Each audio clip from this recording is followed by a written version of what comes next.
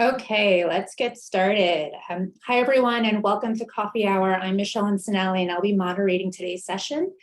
For those of you who don't know me, I'm an assistant professor at Pitt School of Medicine, where my lab studies auditory perception, learning, and plasticity. And we're absolutely thrilled to have Cendrine Robinson join us today from the NIDCD. She's going to discuss some NIH funding opportunities for underrepresented scholars in hearing research. And these are extremely important mechanisms that the ARO community could benefit from. And the point is to really get the word out on some of these funding opportunities, because ultimately you can't apply for grants and fellowships you're not aware of. Is Dr. Kelly King here with us today? I wanted to check. Cendrine I wasn't sure if she was able to attend or not. Yes, I'm here. Oh, great. Okay. Great. I wanted to confirm Dr. Kelly King, a program officer at the NIDCD, is also here with us today. And a few things to note before we get started. So we'll take questions after Cendrine's presentation, but feel free to post your questions in the chat as you think of them. During the Q&A, we'll start by taking questions from the chat first, followed by questions directly from the audience. And Carl Grosch and Agudemu Borjingen will be monitoring the chat and will help moderate the Q&A. Closed captioning has been enabled, and you should see a button on the bottom of your Zoom window if you want to use that functionality. As for some etiquette guidelines, please remember to mute your microphone. And like I mentioned, use the chat to submit your questions or raise your hand during the Q&A. Please yield to current speakers and raise your hand to contribute. And of course, be respectful and inclusive in your comments and questions. Okay, I think that's all for logistics, so let's move on. It's an absolute pleasure to introduce Dr. Cendrine Robinson today. Dr. Robinson serves as the Chief Diversity Officer for the NIDCD. She's an expert in developing and leading programs to promote diversity in research. And prior to joining the NIDCD, Dr. Robinson led the development of a DEI strategy for the Department of Veteran Affairs Office of Research and Development. As part of this strategy, she developed and executed initiatives to promote health equity and to expand the pipeline of researchers from historically excluded groups. Dr. Robinson also co-directed the implementation of summer research programs in 21 VA medical centers. And in addition, she managed a portfolio of research on behavioral health and social reintegration. Cendrine, again, it's great to have you with us today. Please take it away. Thank you so much, Michelle. There we go. Okay, so I am thrilled to have the opportunity to speak with you all today, and I'm grateful to the ARO DMAC committee for reaching out to me to coordinate this presentation. So as Michelle mentioned, my name is Cendrine Robinson, Chief Diversity Officer for NIDCD.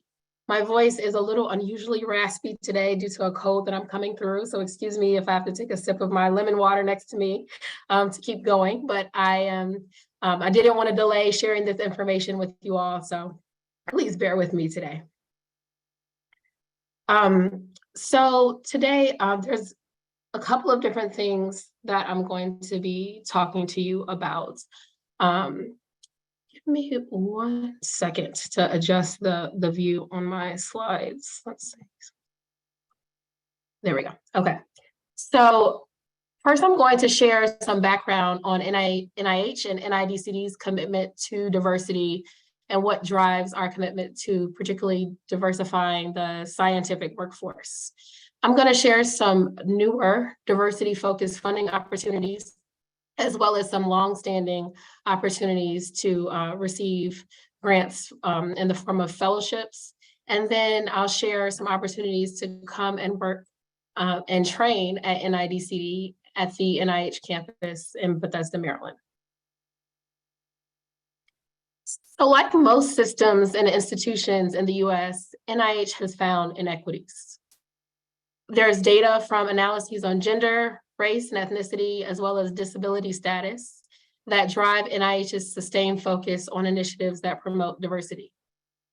So today I'm going to share some high-level data that is averaged across all institutes at NIH.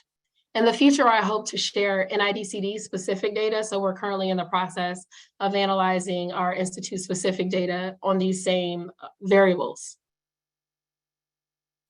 So in terms of women scientists and gender disparities, we know that women and men have similar success rates for funding, but there is a disparity in the number of applications submitted by women relative to men. And this stems from the disparately low proportion of women faculty in the NIH grant applicant pool. To address this issue, NIH's Office of Research on Women's Health has coordinated several efforts to promote the retention of women scientists, including providing time off for grants for individuals who need to take parental leave, support for childcare at conferences, allowing early stage investigators to extend their ESI status for 1 year for childbirth, and also by providing administrative supplements for K awardees that support research continuity for critical life events. So if you want to learn more about the statistics in terms of disparities and also some of the successes that have occurred for women, you should visit the NIH Office of Research on Women's Health, and I provide a link at the bottom. I should mention that these slides will be shared. There's a lot of links in my presentation, and I hope that makes it easier for you to find out about the various websites and funding opportunities that I'm sharing today. So when we look at disparities by race and ethnicity, a 2011 study by Ginther and colleagues found that the success rate for applications from African American and Black scientists is about half of that of white scientists.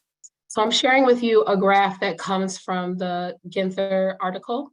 And so here we can see that we have bars representing the funding success rates, and the blue bar represents the success rate for Black or African American scientists. And that's being compared to this purple bar, which is the success rate for white scientists. And that's where you can see the disparity. And this data comes from grants that were awarded between 2000 and 2006. So since that time, there have been additional studies that have tried to figure out what drives this disparity. And so there's a couple of things that have been found, which is that applications submitted by Black scientists are less likely to be discussed in peer review. They're assigned poor impact scores, and that also topic choice contributes to disparity, with African American scientists being more likely to submit to ICs with lower funding rates. So since this initial analysis by Ginther and colleagues, NIH has launched several initiatives to help narrow the funding gap, including the hiring of a chief officer for scientific workforce diversity. And so Dr. Marie Bernard currently serves in that role, and she oversees these biomedical workforce diversity activities across NIH. Other efforts include requiring extramural NIH staff and scientific reviewers to take implicit bias training, devoting resources to programs that support the mentoring of students from underrepresented backgrounds as well. So Dr. Marie Bernard's office, which is the Scientific Workforce Diversity Office, has conducted follow-up analyses of these funding disparities. And so I'm sharing with you a slide that comes from her website, and I share that link as well. And so here we have the funding success rates between 2010 and 2020, with the purple line representing the success rates for Black scientists and the orange line representing that for white scientists. And so we can see that there has been progress over this time period. And you're also able to see the lines for other racial and ethnic groups as well.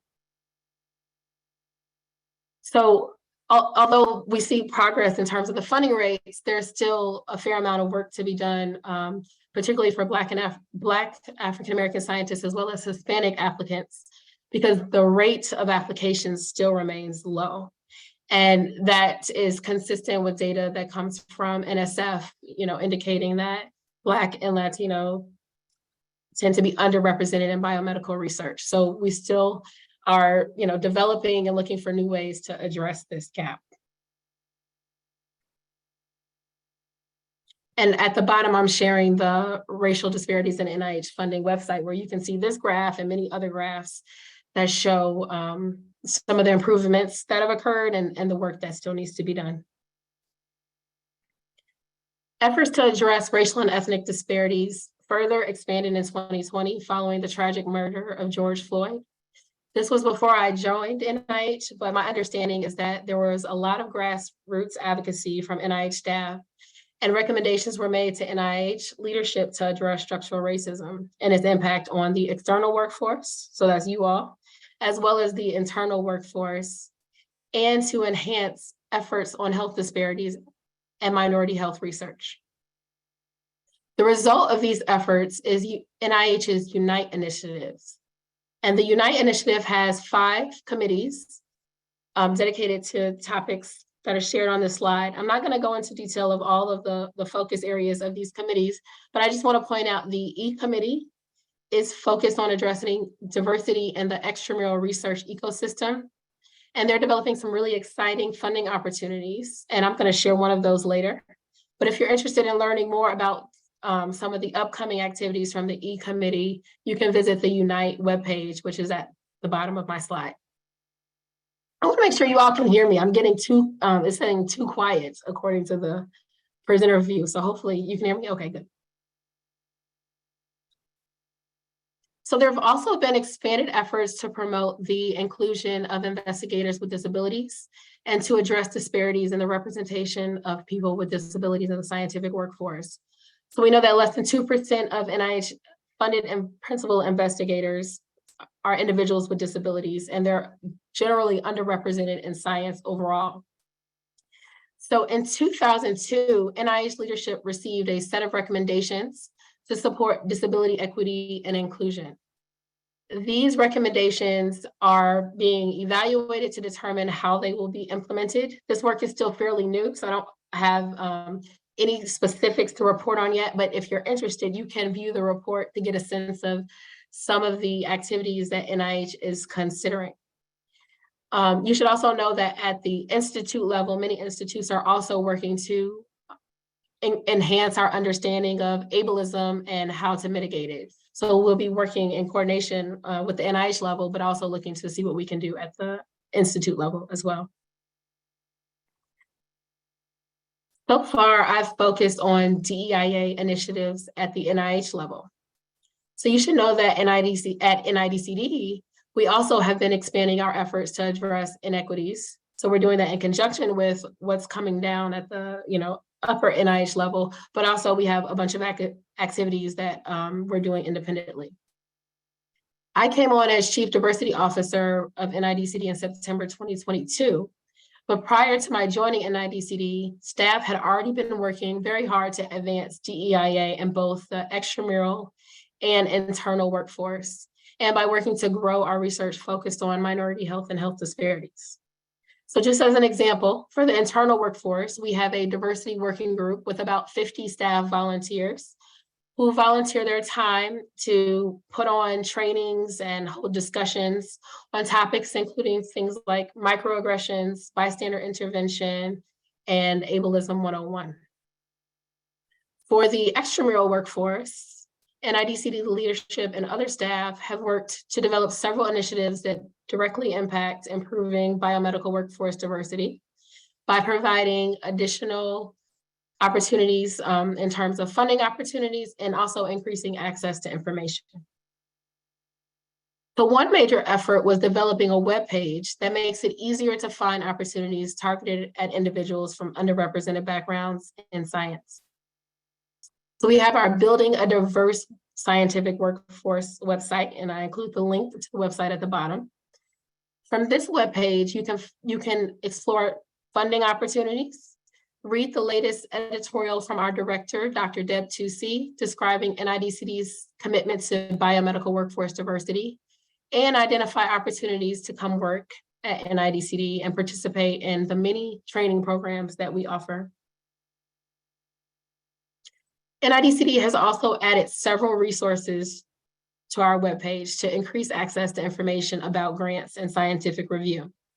So there is now a repository of funded grant applications and summary statements that's accessible to anyone. We know that not everyone has equal access to this information, and so by putting it on our website, our hope is to create equity in that process.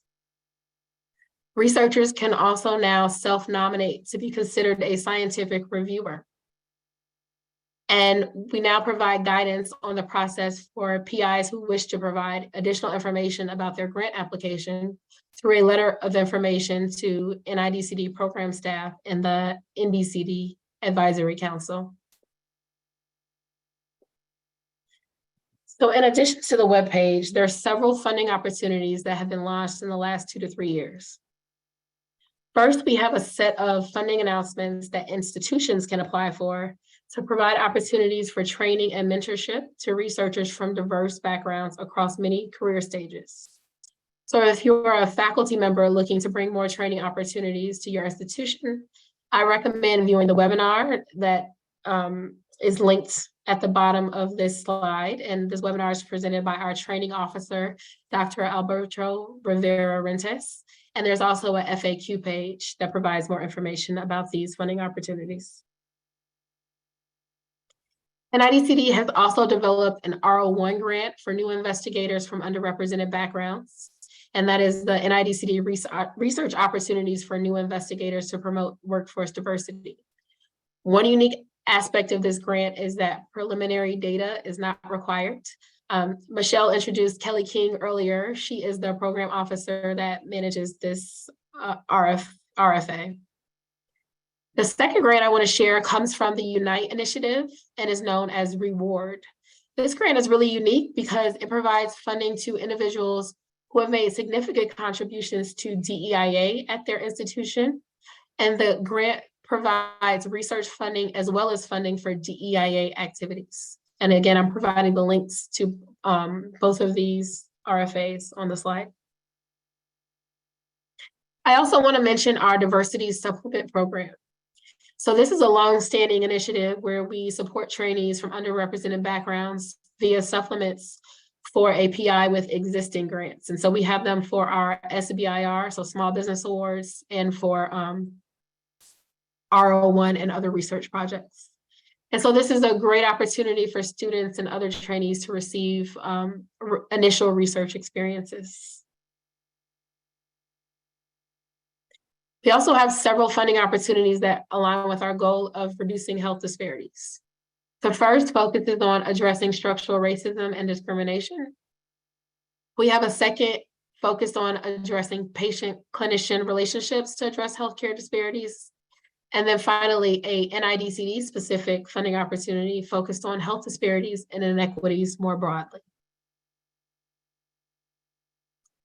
There are also several opportunities to receive research grants to support training at the predoctoral level. So again, these are long-standing funding opportunities, but just in case you haven't heard of them, I want to make sure to mention them here. This is a very important tool that we have for promoting biomedical workforce diversity.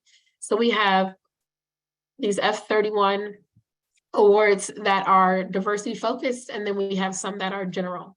I'm not going to go into the details of all of the awards, and I will provide links when the presentation is shared. The same is true for postdoctoral fellowships and career development awards. There's opportunities that are specific to individuals from underrepresented backgrounds, and then ones that are eligible for anyone to apply to. And then we also have some that are specific to audiologists who are pursuing careers in research. So I encourage you to visit the NIDCD training webpage to go through the many grant opportunities that we have to determine which one is the best fit for you. And once you figure out which one is the best one for you, and you have a concept for your research project, you should contact our training officers, Dr. Alberto Rivera-Rentes and Dr. Jacqueline Sherman. They're both available, depending on which funding opportunity you want to apply for, to discuss your research project with you and provide you feedback. And I will have their email addresses available at the end of the slide. I also encourage you to view this YouTube video where Dr. Rivera-Rentes goes over the fellowship opportunities in detail. And so that is linked at the top of the slide here. So far, all of the opportunities that I've shared have been ones that you can apply for at your own institution. We also have several programs at NIDCD in the laboratories that we have on our campus in Bethesda, Maryland. As you can see, we offer training opportunities for high school students all the way through postdoc and medical students.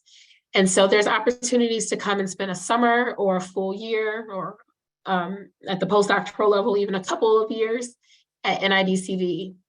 And so many of the programs that we offer are administered through the Office of Intramural Training and Education. And so that's an NIH-wide office that coordinates the deadlines and all of the information for these various programs. And so here, the slide organizes the programs by career stage to make it hopefully easier for you to figure out which ones that you can apply for.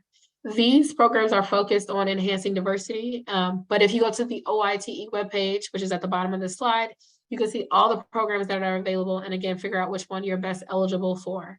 There's also a wealth of information on the OITE webpage. They do webinars as well to encourage applications and answer questions about applications for these different programs. The Office of Intramural Training and Education also coordinates several training related resources throughout the year. So they have a diversity and inclusion seminar series. They offer workshops to address barriers to a successful academic career. And they also provide support with finding jobs in research. And NIH, much like academia, has many different communities one can join. So here I'm sharing some of the different communities that you could join if you're to come on and be on campus with us. And these communities are open to researchers across all the ICs. So it's a great opportunity to grow and expand your network. And finally, I want to mention that NIDCD will soon be hiring for a data science program officer. So if you have interest in a career in research administration and want to see what it's like to be a member of NIDCD staff, I encourage you to contact Dr. Roger Miller about that opportunity. And on the intramural side, so this is the labs at NIDCD, there's PIs that are looking to recruit postdocs. So I encourage you, if you're interested in that, to visit the link nidcd.nih.gov/jobs to find out more about those opportunities. And here I'm sharing the program contacts for the funding opportunities that I covered. Oh, excuse me, the funding opportunities that I covered. As I wrap up my presentation, I just kind of want to leave you with, I think NIH is it's a really important time at NIH where we have uncovered and have an understanding of the inequities that exist here and are putting in great effort to do something about it, to change these graphs that I'm showing you today. And so I think that now is a more important time than ever to apply for funding at NIH, particularly if you're a person from underrepresented backgrounds, because there's great commitment. So I kind of, when I do these talks, encourage people, if you've given NIH a try before and have not been successful, give us a try again. There's a lot of effort to make things better. And so I hope you take us up on that. And with that, I will take any questions. Thanks, Cendrine. That was great. Such an insightful and informative talk. Any questions from the chat? If not, I can start by kicking off the Q&A with a few questions while we wait for some. Sometimes the eligibility criteria can be very specific, and applicants may not fit neatly into an eligible category. So what should you do if you have questions about eligibility? Yes, so there is a notice. Many of the diversity focused funding and opportunities, if you go to the funding announcement, they link you to a notice, or they include specifically in the announcement the eligibility. I also put in my supplemental slides the eligibility. So let me see. So if you have not seen this notice from OD 2031, then this is where you can find who's eligible in terms of when we say individuals from underrepresented backgrounds. So I'm sharing this just so that you can see it, but you can find it in the RFA. It lists it as well, or you can just Google this notice number at the top.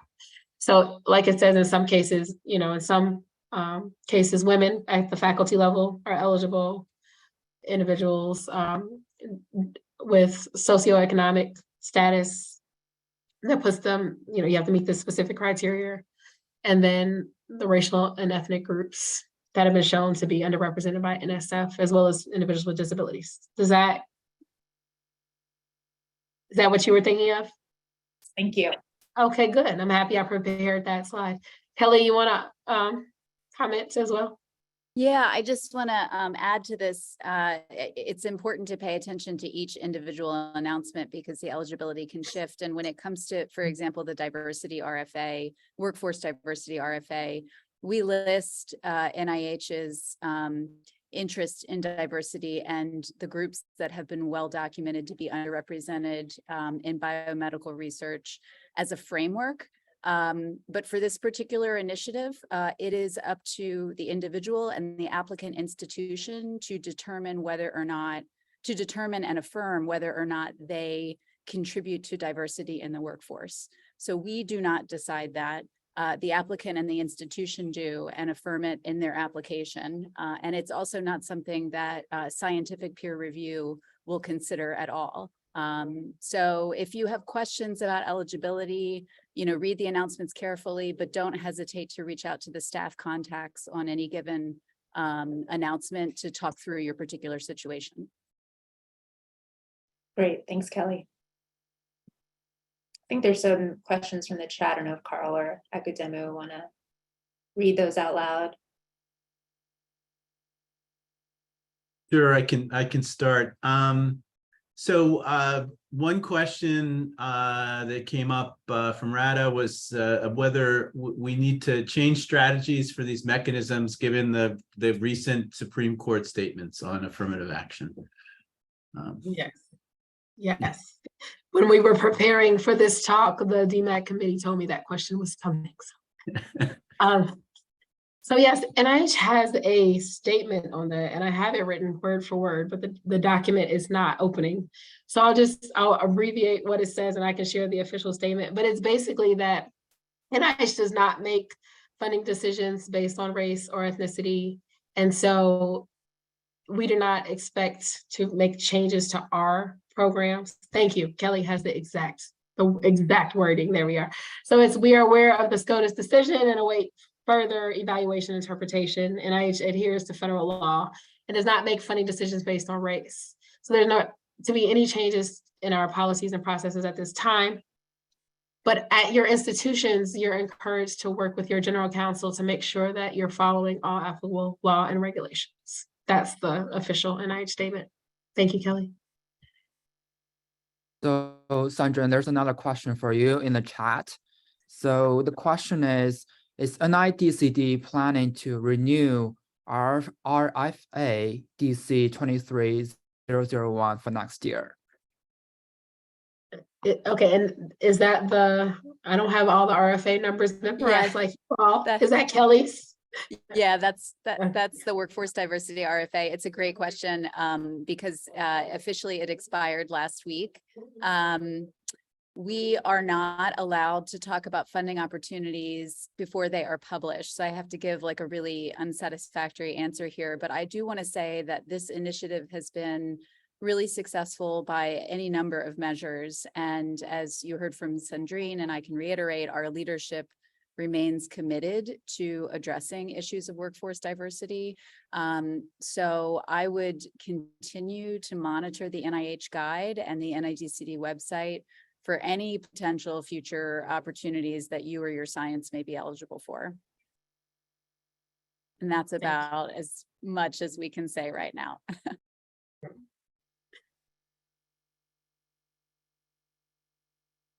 Thanks, Kelly. I think we have some questions directly from the audience. Leah, I think I see your hand up.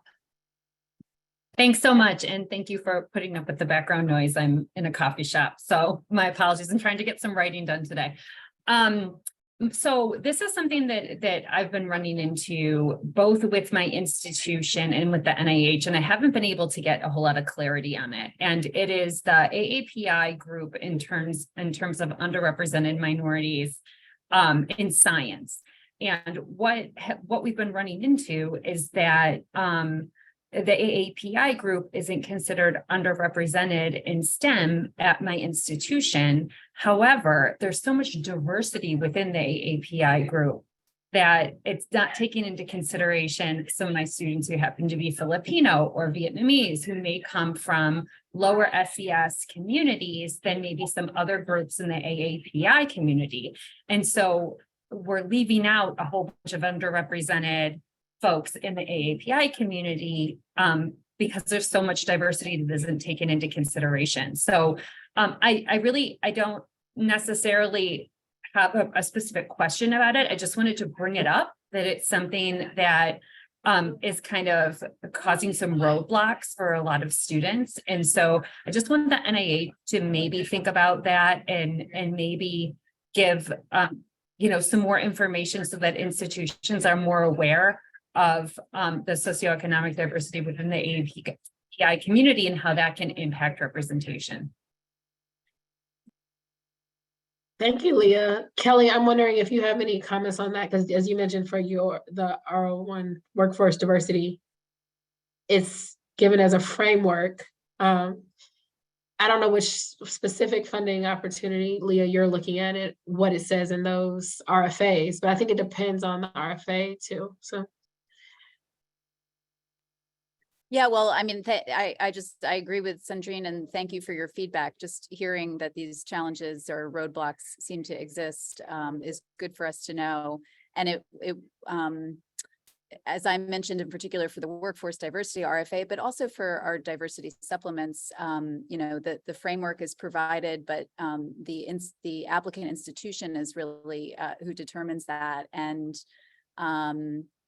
so maybe finding ways to underscore to your institution that these issues are important to NIH would be useful. I don't know. It's just discouraging to hear that those roadblocks exist, but these sorts of conversations we hope are helpful.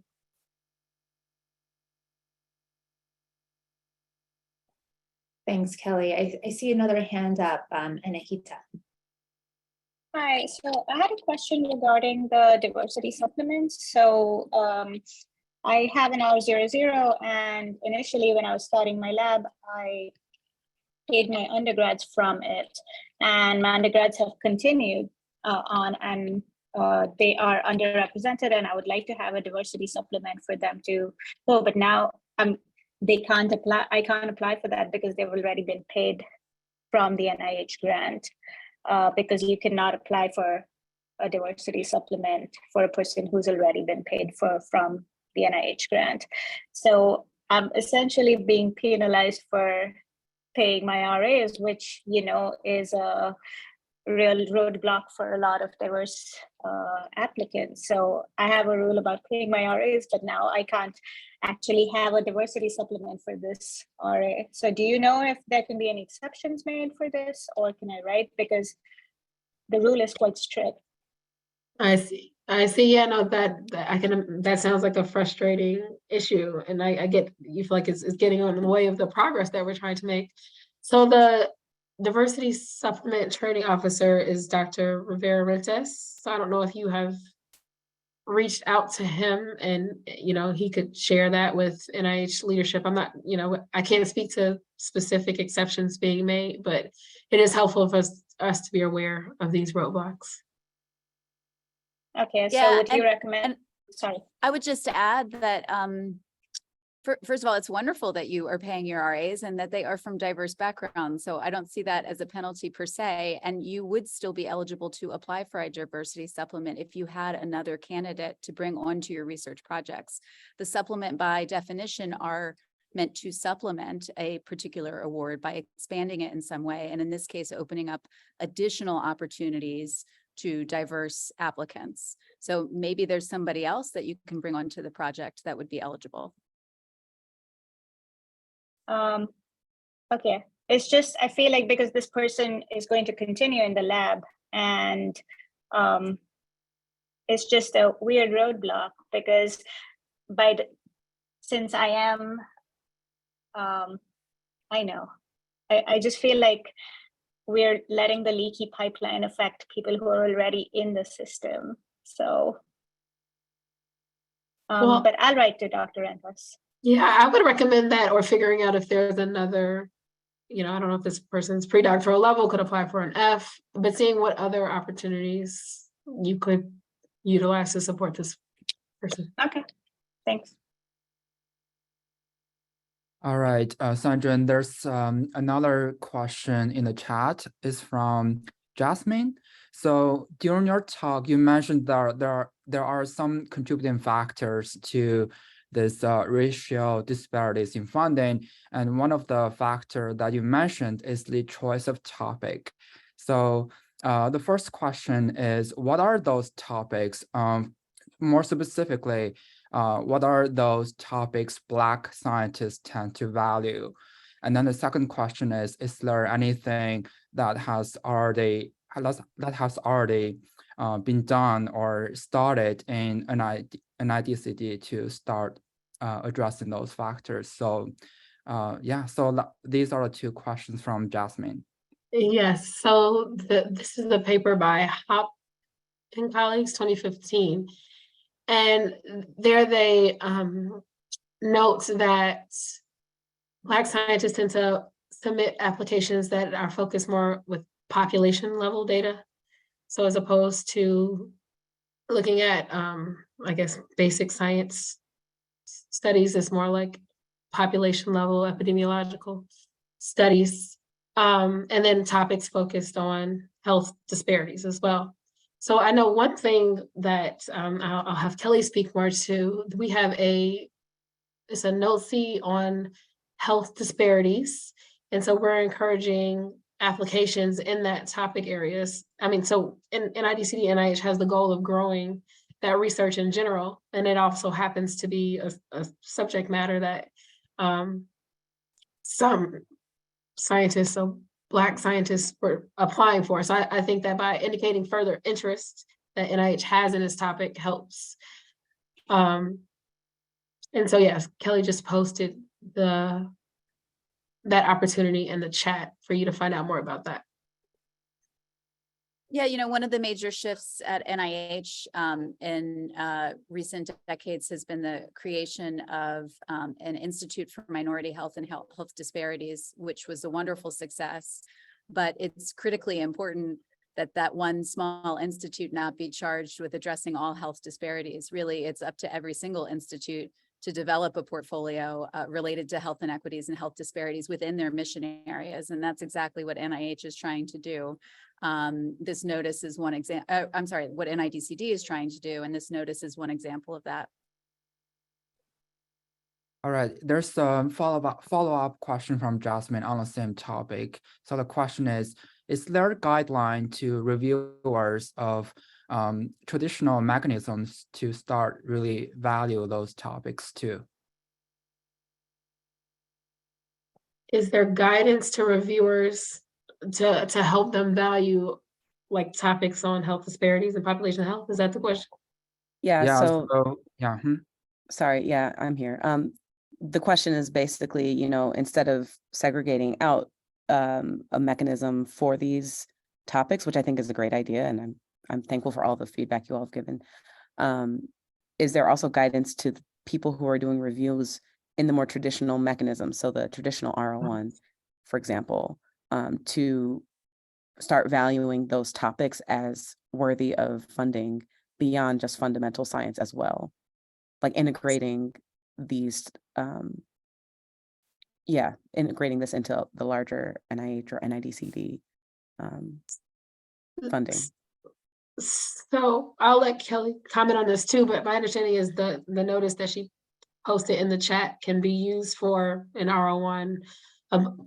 It can be used for a bunch of different mechanisms and communicates to, I'm not sure if reviewers are told to read it specifically, but it's communicating NIDCD's commitment to this topic across different mechanisms, if that makes sense. Kelly, can you? Yeah. That's absolutely right, Cendrine. So when you open up this notice, it's like a big list of alphabet soup at the beginning. And that's because we wanted to point to almost every funding opportunity, parent funding opportunity that we participate in, that applicants could use in order to be responsive to this mechanism. So everything from, our training programs to our early career research pipeline to our small business and innovation grants could potentially be responsive.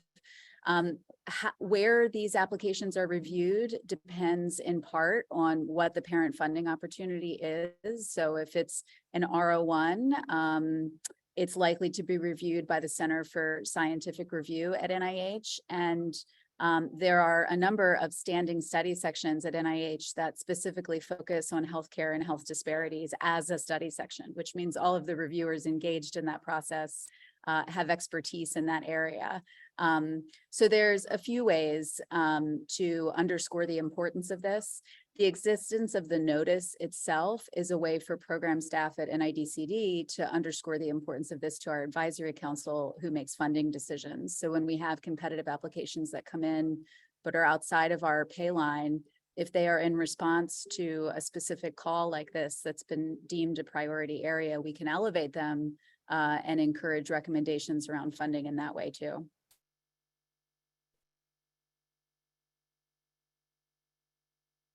Thanks. I really appreciate that information.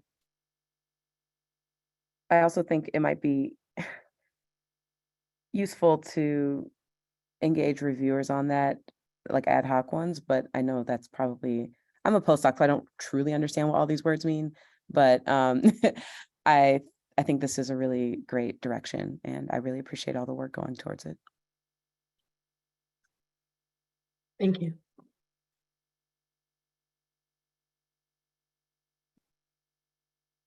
Okay, any more? I'll just, Sure. I just want to add, because it's such an important point, Jasmine, that you're bringing up, and reviewer training and the review process is an important part of this. So there are activities underway at NIH, Central, to look at review and issues in review. And one of the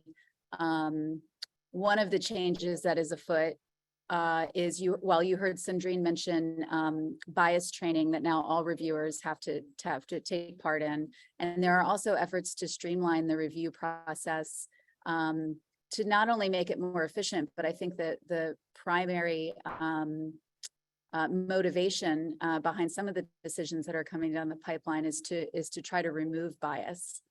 So traditionally, the investigative team is scored and rated. And what we see is that, folks from Harvard and folks that are really senior, Harvard is an example here, or folks that are, really senior in the field and have a halo around them for name recognition, reviewers might say, oh, well, they didn't mention it in the application, but we know if any team can get this done, they can get it done. And that really penalizes lots of folks within the system. And there's several things underway to try to remove those sorts of biases from the review process. So your point is very well taken that review matters here.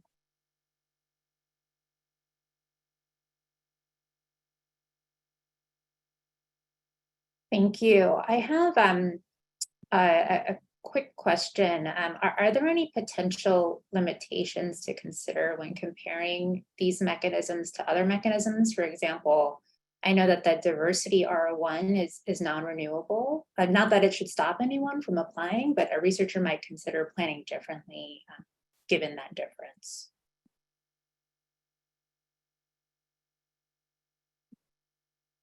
So that one I'm gonna let Kelly take out. I'm not a program officer, so I don't know the ins and outs of them. So Kelly, do you have any comments?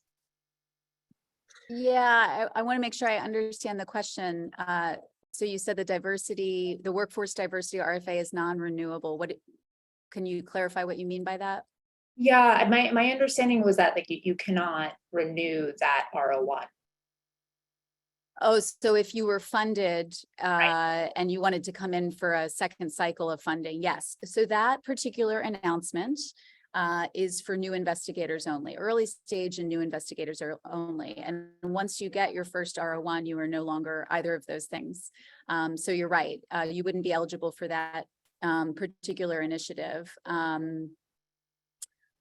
As a program officer, I would probably not encourage anyone to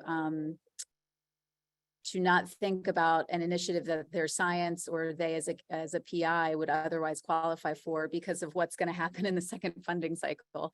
Let's get through the first one and see what happens. Then we also never know what initiatives are going to come down the pipeline. I will tell you that it's way too early for us to say, but one of the outcomes that we're going to be watching from this initiative is to see how investigators who are funded through it do when they come in the next time for those renewals or other new applications to seek additional funding. That's going to be important for us to monitor. Great, thank you. That's really important. Okay, any more? Oh, Michela, I see your hand up.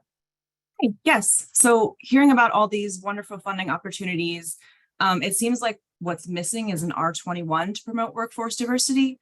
And so Kelly, you just mentioned that the R01 is for early career investigators in particular. So should it be preferable that someone from an underrepresented group applies to the R01? Or I know you can't talk about plans for an R21 for workforce diversity.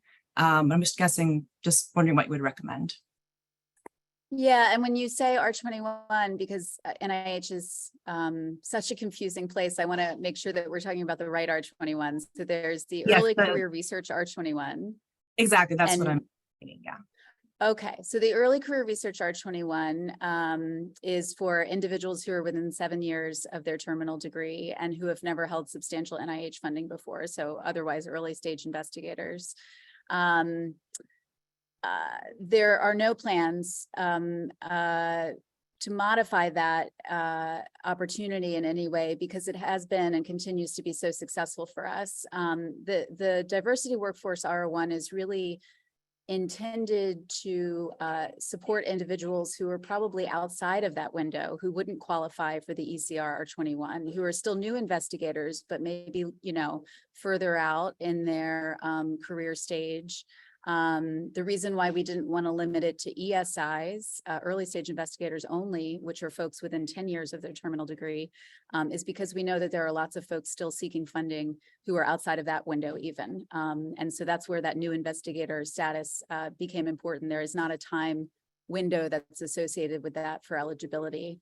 I will share that we considered what other mechanisms might be better for a workforce diversity initiative like this. For example, an exploratory developmental R21. But the R01 is such a gold standard within the field that we really felt like if we were going to put our money where our mouth is for an initiative as important as this, that we wanted to give people an opportunity to achieve what is in many regards considered a pinnacle or at least a major sign of independence within a research career. And so that's why we picked the R01. There are, as Cendrine mentioned, some unique aspects to this R01. First of all, preliminary data are not required, which is highly unusual at the R01 level, but that was important to us. The review is handled internally by our NIDCD scientific review branch, which gives us a lot of control that we think is important. And we also have a requirement for all human subjects work that comes in under this particular mechanism that individuals have an a priori plan to engage underrepresented participants in their science. And this has to be a specific and unique plan. I think, the standard of saying, well, I'm in Omaha, Nebraska, and the census data in Omaha say that I should recruit this many of this group and this many of this group. And so if I build it, they will come. That is no longer sufficient, and it's not sufficient for this particular funding opportunity. We want to see more thoughtful and engaging plans, because what we know is that if you build it, they don't come. Great, thank you for the information. Mm-hmm. Okay, we're winding down here. Any last minute questions from the audience? Now's the time to unmute and chime in.